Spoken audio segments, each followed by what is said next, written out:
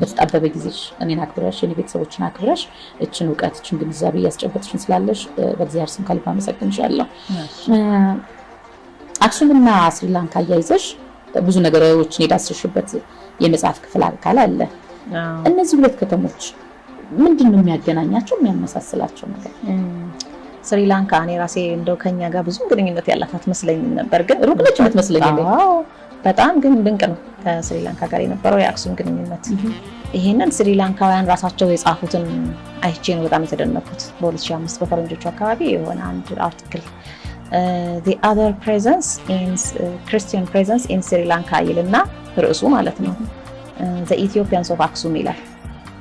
እና ያንን ሳነበው በጣም የሚደንቅ ነገር ምንድነው አሁን የፀሐይ ከተማ ላይ ቶማሶ ካምፓኔላ ሲጽፍ ምን ይላል?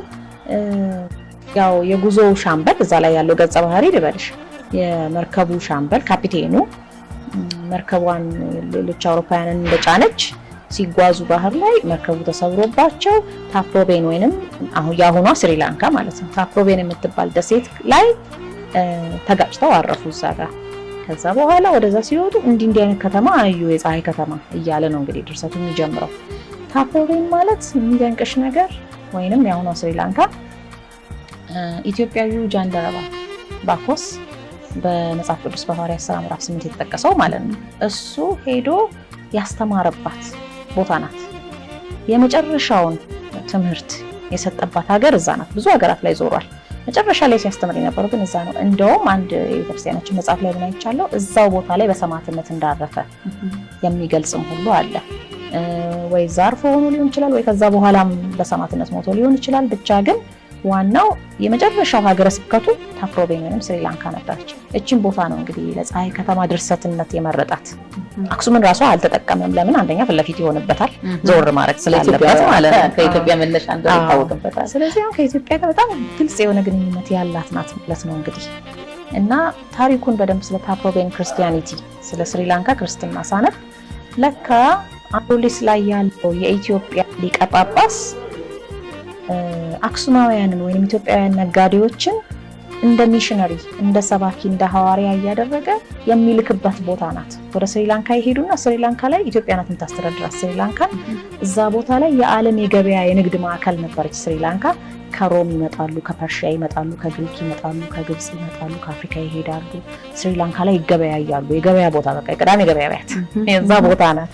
ያ ቦታ ላይ ግብር አስገባሪዎቹና ተቆጣጣሪዎቹ የንግዱን ስርዓት ኢትዮጵያውያን ነበሩ፣ ከአክሱም የሚሄዱ ልዑካን ማለት ነው።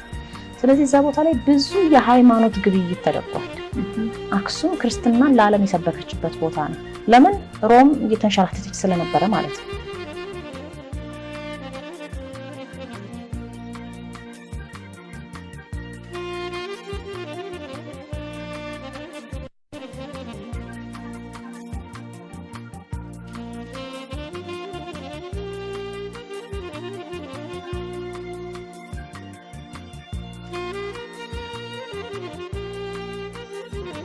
She found that if you take a ton of goods just this 50 miles by land, it would be the same cost as going 1,250 miles by sea, which is the Dead Sea, the Red Sea. The Red Sea you see going up here.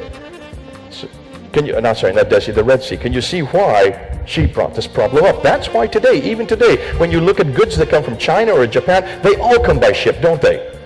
Because it's the cheapest way to always send goods, because all you need is wind. You don't need anything else. So she decided to go and check this out, and that's why she wrote her book, Meccan Trade and the Rise of Islam, in 1987. And she went back to the original documents. Remember, she reads and writes 15 languages, so she can read all these languages in their mother tongue. And she found that there was no trade whatsoever up the Western Plateau. The only trade that went up the Western Plateau was milk and leather, and all the trade was coming this direction. It came further south. It did not go to Aden. It went right up the Red Sea, and what was most important, this city was in charge of all the trade, Agilis, which is here in Eritrea. The Ethiopians, the Eritreans, controlled all the trade, because they were people who were on boats. Their names are found all over the west coast of India. The Arabs never were involved in that trade, because the Arabs were mainly caravanners. They went through the... Boom, here we go. Nabatean alphabet. Always go to the language system. Language does not lie. All right? Nabatean comes from the Syriac. The Syriac comes from the Aramaic. So Aramaic is the grandfather language of the Nabatean. All of this is always going to come back to Aramaic, no matter how you dealing with this. No matter how you dealing with this, it's always going to come back to Aramaic.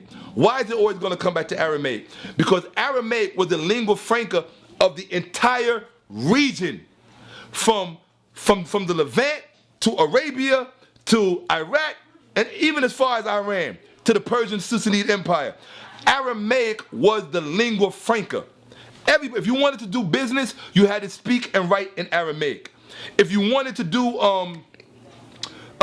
literature, education, it had to be done in Aramaic, not Arabic. Arabic wasn't even a language at the time this thing was going down. You don't need a PowerPoint. The secret to breaking down Islam is all you got to any subject, not just Islam, Christianity, Judaism, whatever. You have to first know what you're looking for. That's the first thing. If you don't know what you're looking for, you're going to be lost. Okay? I'm agreeing to do this because everybody accuses me of not sharing information. It's not that. Because it's my first time really dealing with the public like this, I wanted to be able to deliver it in a certain way. But being that we here and brother wants the information, I'm going to just give it up. So here we go. I'm going to give up some of it as much as I can get in while we're doing this. So here we go. The first thing I want you to show the people, real fast, this says, we on Wikipedia, this says Nabatean alphabet. Okay? So what we're going to do is we're going to show you the parent language of Arabic. Come over here to where it says Nabatean, please. Right here, follow my finger. Right? It says parent systems. What is that word right where my finger is? Right where the arrow is. What did that say? Syriac? Syriac alphabet. Do you see that? Mm-hmm. Syriac. Parent system. What is the child system? Arabic. So Arabic is the child system of Syriac. Do you see that? Mm-hmm. Am I lying or is it there? You're right. Okay, Nabatean. From the Nabatean, you get the Syriac alphabet. From the Syriac alphabet, well, the Syriac comes from the Aramaic. It goes Proto-Sinaitic, Phoenician, Aramaic, Syriac, Nabatean, then Arabic. So from the Syriac, you get the Nabatean. From the Nabatean, you get the Arabic.